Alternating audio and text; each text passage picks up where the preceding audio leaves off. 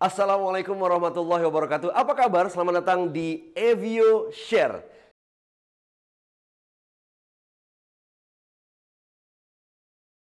Ya, pasti dalam kehidupan Anda pernah ditembak untuk melakukan pidato singkat atau short speech. Gimana rasanya? Deg-degan? Deg-degser? Nah, Anda perlu belajar yang satu ini. Inilah 7 hal yang harus dilakukan untuk membuat atau melakukan pidato singkat. Nah, oke. Saya yakin sebagian dari Anda pasti punya pengalaman hal yang sama. Tiba-tiba diminta untuk berpidato. Terima kasih yang terhormat Bapak Hafri Nugraha sudah hadir menyempatkan diri. Suatu kehormatan bisa menyambut Anda. Dan kami minta waktu 5 menit Bapak menyampaikan beberapa kata. Would you please say a few words, sir? A few words? Kata-katanya a few words sih. Tapi what do I have to say? Apa yang harus saya lakuin? Apa pesannya gitu loh. Nah ini akan sering terjadi dalam kehidupan kita. Terutama kalau kita adalah seorang leader dengan keahlian tertentu, dengan profesi tertentu. Dan kita dicintai banyak orang dan dibutuhkan banyak orang. Ya bersiap-siaplah. Anda harus memberikan short speech dimanapun Anda pergi. Nah inilah 7 hal yang bisa dilakukan untuk membuat pidato singkat. Kita masuk yang pertama. Strip it down. Ya. Membuat list. Ya, dan turunkan list tersebut dan lepaskan satu persatu. Ya. Ada sebuah pertanyaan, mana yang lebih penting? Apakah pidato saya mengikuti waktu yang ada atau waktu yang ada mengikuti pidato saya? Ya. Yang penting adalah pidato saya harus mengikuti waktu yang ada. Nah, ingat ya, sebuah teori mengatakan bahwa manusia itu memiliki short attention span. Makin lama kita berbicara, makin kecil perhatian orang terhadap apa yang kita mau sampaikan. So, bear in mind, penting sekali. Apapun yang Anda mau lakukan, namanya juga diminta short speech, few words, ya singkat aja. Tinggal ditanya, saya punya waktu berapa lama? 5 menit. Ya udah, strip it down dan sesuaikan konten Anda, misalnya 3 poin saja dalam waktu 5 menit. Itu penting ya. Mindset ini yang penting untuk dijaga. Bukan waktu yang menyesuaikan konten pidato Anda, tapi pidato Anda yang harus menyesuaikan dengan waktu yang disiapkan. Oke, let's go to number 2. Plan and rehearse. Ya. Nah, ada momennya kita tuh punya banyak waktu untuk mempersiapkan sebuah pidato singkat. Misalnya gini, Pak Steny, mohon besok memberikan semangat kepada teman-teman insinyur yang akan dilepas ke berbagai daerah, gitu ya. Berikan semangat mereka tentang motivasi tentang karir, karya dan sebagainya gitu ya. Langsung Anda tanya, berapa lama waktu yang saya punya? 5 menit. Oke. Berapa lama untuk persiapan? 5 hari, Pak. Nah, 5 hari ini harus Anda maksimalkan persiapannya dengan optimum gitu ya. Dan membuat plan, list down, strip down what you want to say, termasuk objektifnya apa, dan latih gitu ya. Tapi ada juga momen di mana Anda lagi datang ke dalam sebuah event, tiba-tiba selamat siang Pak Steny, would you please say a few words to our students here? We want to hear something from you because we have been idolizing you gitu. Misalnya gitu ya. Hah? Mendadak banget. Nah, udah. Anda berapa lama waktu yang saya dapat? Misalnya Bapak punya waktu 3 sampai 5 menit, Pak. Dan Anda sementara punya waktu ditembak saat itu, tembak di tempat istilahnya. Nah, ambil waktu sesedikit apapun yang Anda punya untuk memikirkan poin yang Anda ingin sampaikan di panggung. Sesimpel si MC sedang memperkenalkan diri Anda, ya, siapa Anda dan apa prestasi Anda dan apa tujuan Anda untuk berpidato, sambil Anda berpikir, 3 poin apa yang saya mau sampaikan ya? Oh, poin A ini, poin B ini, poin C ini. Oke, 5 menit saya mau ngelakuin ini, menit pertama, menit kedua saya mau ngomong poin 1, poin 2, poin 3, dan terakhir kesimpulan dan closing. Nah, sesedikit apapun waktu Anda, plan and rehearse. That's the key. Oke, plan and rehearse. Dan ini paling penting nih teman-teman. Don't fall into the trap of thinking that short remark require less preparation. Kata siapa pidato singkat itu sesingkat persiapannya? Jangan gitu loh. Ya. Justru pidato yang singkat itu harus kita buat se-memorable mungkin, se-powerful mungkin. Dan untuk membuat sebuah pidato yang memorable dan berkesan, ini nggak semudah itu dan tidak sesederhana itu dan tidak secepat itu. Ya, alokasikan waktu Anda untuk membuat persiapan yang mumpuni, karena di balik persiapan dan planning yang bagus tersimpan keberhasilan. Ya, nggak ada lah, even sekelas our late President Soekarno ketika dia berpidato, dia sudah mengalami banyak sekali panggung. Dan itu membuat dia confident enough. Oke, don't forget number 2, plan and research. Let's go to number 3, cut yourself off. Nah, di dalam sejarah orang menyaksikan pidato atau mendengarkan pesan-pesan dari seseorang, tidak ada pernah orang berharap kita berbicara lebih banyak. Oh, Stanley, that was a great speech. Gitu. I wish that speech had been longer. No, cut the crap. Itu nggak akan terjadi, gitu ya. Poinnya adalah cut yourself off. Potong apapun yang Anda mau sampaikan, ya.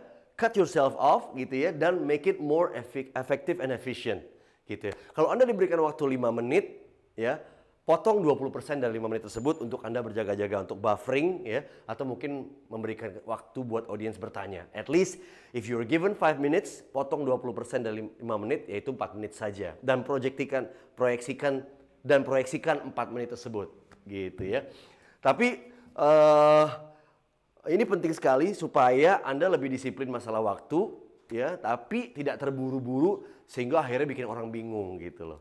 Jadi kurang lebih itu. Itu poin 3. Take the length of time you've been asked to speak for and cut it down by 20%. Itu ya. Jadi 20% itu buat cadangan atau buffer. Let's go to number 4. Yang keempat, pidato singkat biasanya dipakai oleh pimpinan perusahaan untuk menyampaikan keberhasilan perusahaan tersebut. Milestone. Ya. Anda diberikan waktu 5 menit. Anda bisa bicara menit pertama untuk memperkenalkan diri saya. Nama saya Stanley Agustaf. Saya adalah Sales Director dari perusahaan ini. Untuk Bapak dan Ibu yang mungkin belum mengenal saya, atau mungkin yang sedang menyimak dari berbagai belahan bumi Indonesia, kantor-kantor cabang kita yang ada di seluruh dunia. Thank you all for joining the meeting and conference. Ya, Anda perkenalkan diri Anda dalam 1 menit. Nah, menit kedua, Anda berbicara tentang milestone atau keberhasilan perusahaan yang pertama, yang A. Ya, habiskan waktu 60 detik. Nah, menit ketiga, 60 detik berikutnya Anda pakai untuk berbicara mengenai milestone B.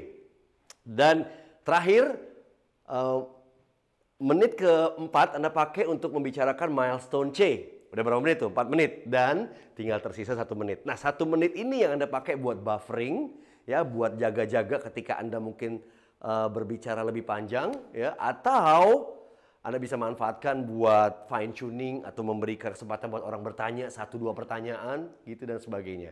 Gitu. Nah, ini penting sekali. Nah, always remember to use verbal cues to keep the audience on track. Apa sih verbal cue? Nah, dalam 5 menit itu kita pastikan bahwa audiens akan menikmati apa yang kita mau sampaikan. Nah, penting sekali membuat verbal cue. Bapak dan Ibu, ada 3 poin penting yang akan saya sampaikan di dalam remarks saya siang hari ini. Poin yang pertama adalah poin yang kedua adalah ini, dan poin yang ketiga. Jadi orang tahu di depan, oh, dia hanya bicara 3 poin. Jadi kayaknya pidato ini benar-benar pidato singkat, gitu ya.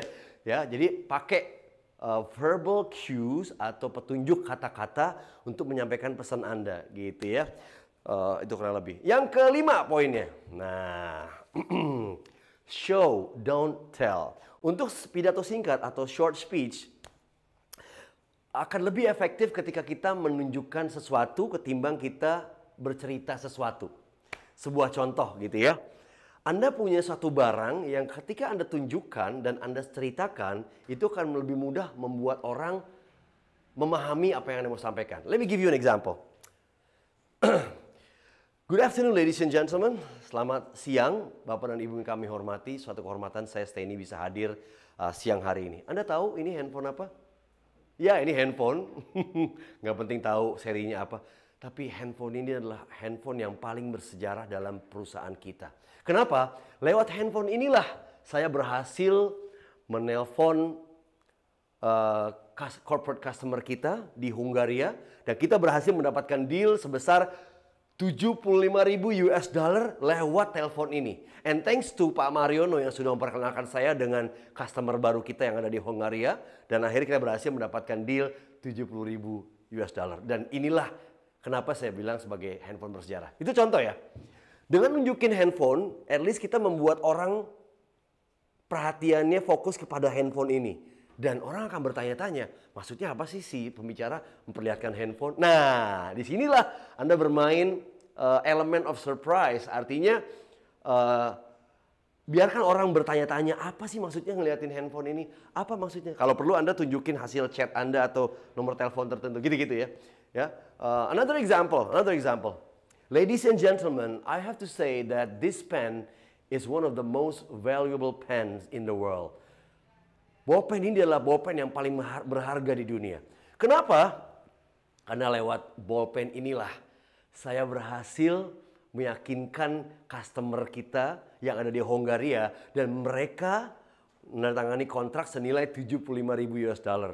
Lewat bolpen inilah kontrak tersebut saya tanda tangan kurang lebih pekan lalu lewat deal yang cukup alot, dan bolpen ini adalah bolpen yang bersejarah. Dan kita bangga menjadi bagian dari perusahaan ini karena apapun yang kita punya, sekecil apapun aset seperti ballpoint bisa menjadi sebuah nilai sejarah. Misalnya seperti itu ya. This is an example. Jadi show, don't tell. Ya. Usahakan ketika Anda cuma punya waktu pendek 5 menit, Anda menunjukkan sesuatu ketimbang Anda berbicara menjelaskan gitu ya. Ya, kira-kira barang apa yang Anda mau pakai untuk bisa mengingatkan orang atau bisa membuat orang mengerti apa pesan yang Anda mau sampaikan. I think about it. If you have a speech tomorrow, you better find the thing or the property or prop. Ya. Okay, let's go to number 6. Make it personal. Kenapa sih orang suka banget dengan namanya personal? Ya iyalah, orang nggak suka dengerin robot berdiri di panggung. Orang suka sesuatu yang sifatnya menyentuh emosi, gitu ya. You don't need to bare your soul, but in almost every short speech there is an opportunity to connect on a personal level. Di setiap pidato singkat, Anda punya kesempatan untuk bisa connect secara emosi dengan audiens Anda, gitu ya. Jangan takut untuk menyampaikan emosi. Ya, karena manusia semuanya suka dengan emosi dan kita terdiri dari emosi. Apa sih emosi-emosi itu? Banyak banget. Ekspresi emosi itu nangis, kesel, sedih, marah, kecewa. Itu semua adalah bentuk emosi. Dan ini adalah manusia. Jadi wajar aja ketika kita ingin menyampaikan sebuah pesan yang penuh dengan emosi. Contoh gitu ya. Kalau itu adalah sebuah berita bahagia, Anda sampaikan dan Anda ekspresikan, Bapak dan Ibu, hari ini adalah hari yang paling membahagiakan buat saya. Karena saya baru dapat kabar kontrak kita bersama dengan customer baru dari Hongaria itu berhasil dan kita mendapatkan proyek senilai 75.000 US dollar. Give yourself a big round of applause. I'm so happy gitu. Tunjukin aja kalau itu adalah sebuah kebahagiaan. Atau di sisi lain, Anda menyampaikan sebuah kesedihan. Tunjukin lewat wajah Anda the power of using your body language. Contoh, musibah ujian dari Allah bernama Corona ini sudah membuat kita menjadi pribadi-pribadi yang tegar. Dan saya bersedih, 5 orang pegawai kita, orang tuanya dipanggil Yang Maha Kuasa karena COVID-19. Tentunya ini adalah sebuah berita yang sangat menyentuh hati dan menyedihkan, tapi kita selalu memberikan optimisme dan semangat, dan kita berduka cita untuk 5 keluarga besar kita, keluarga dari perusahaan kita. Kita selalu mendoakan semoga amal ibadah mereka diterima sisi Allah, dan mereka juga ingin kita bangkit dan terus maju. Mereka tidak ingin kita larut dalam kesedihan, larut dalam keterpurukan. Jadi saya ingin memberikan doa dan semangat kepada 5 keluarga. Ini adalah sebuah berita sedih, memang tidak ada hubungan dengan bisnis, tapi ya, it's not about professional thing. It's not about professional world, but it's about personal. Anything professional comes from personal.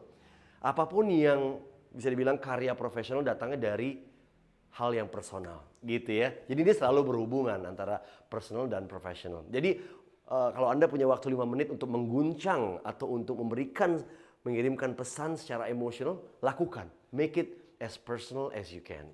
Oke?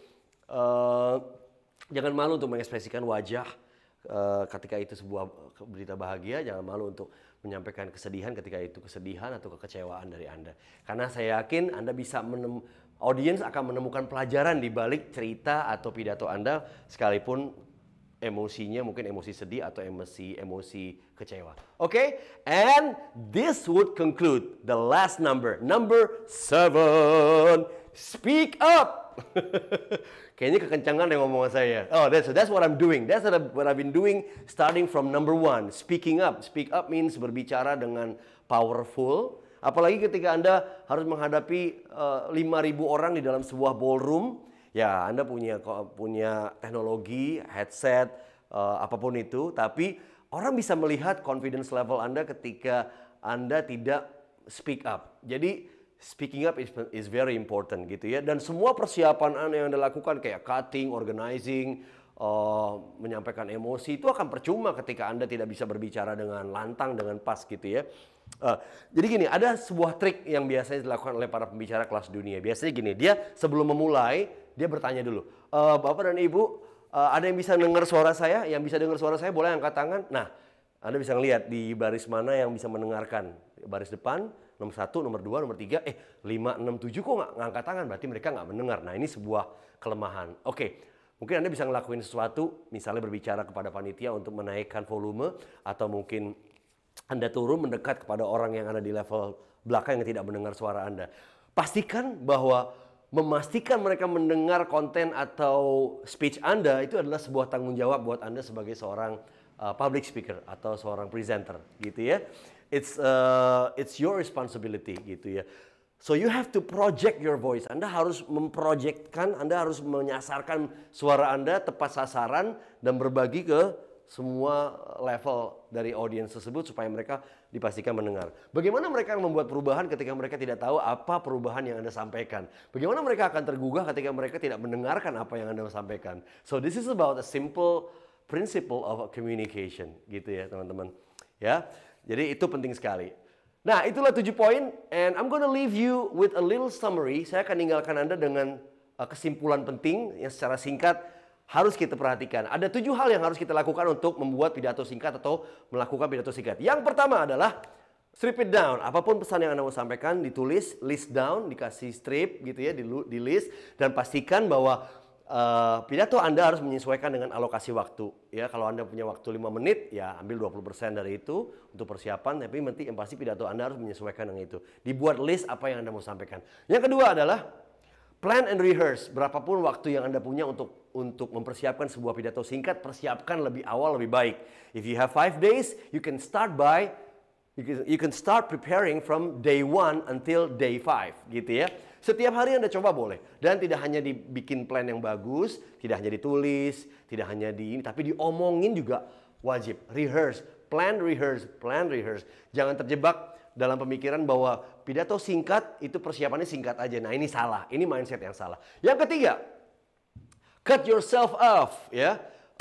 Ambil waktu yang diberikan ya, dan ketika Anda diberikan waktu tersebut, potong 20% untuk Anda berinteraksi dengan audiens dalam bentuk pertanyaan, atau Anda melengkapi hal-hal yang mungkin belum dilengkapi atau kesimpulan. So don't use those 5 minutes. Take 20% out of 5 minutes untuk membuat kesimpulan atau berinteraksi dengan audiens atau merapikan yang belum rapi. Yang keempat adalah use milestone. Gunakan milestones untuk berbicara dan connect kepada audiens, membicarakan tentang keberhasilan dari perusahaan, keberhasilan tentang mereka yang mereka ciptakan, good teamwork, whatever it is, and break it down into 3 ya.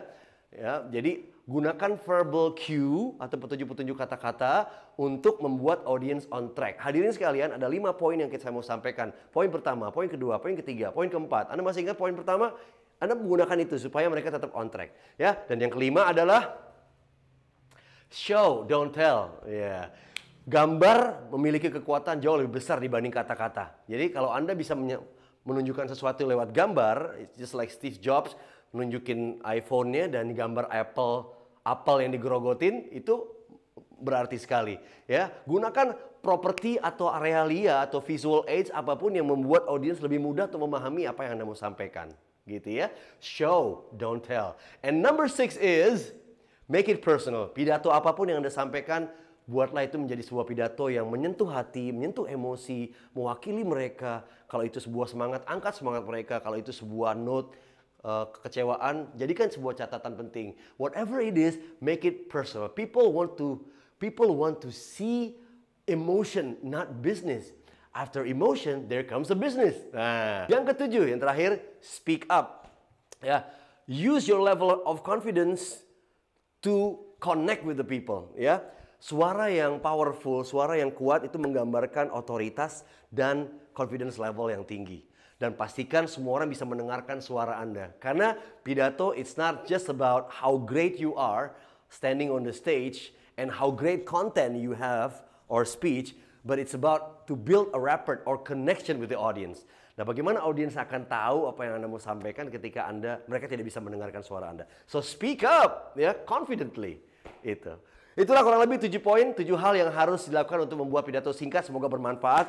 In the meantime, kalau punya pertanyaan atau butuh berdiskusi sama Steny siap untuk membantu. Silakan tulis komentar atau pertanyaannya di kolom komen di Instagram maupun di YouTube atau di Facebook. Insya Allah saya sendiri akan menjawab di Facebook, Instagram atau YouTube Sta Gustaf atau Steny Agustaf, dan Evio Productions sebagai perusahaan yang membantu saya untuk membuat tampilan ini. Terima kasih banyak untuk Evio Productions. And if you think this content is beneficial or useful, you can subscribe. Anda bisa berlangganan atau mungkin Anda bisa share ke teman Anda. Kayaknya bermanfaat deh buat lo besok ngelakuin pidato singkat 2 minggu lagi nih, gitu ya. Anda bisa nyalakan notifikasi ketika ada konten baru, kita akan bisa memberitahu kepada Anda. Oke, and that would conclude this YouTube content. Terima kasih banyak sudah menyaksikan, semoga bermanfaat. Ya, jangan lupa untuk kita saling ngobrol satu sama lain, saling menyapa, tuliskan komentar Anda. Ya, saya Steny Agustaf, terima kasih banyak. Wabillahi taufiq wa hidayah. Wassalamualaikum warahmatullahi wabarakatuh. Bye.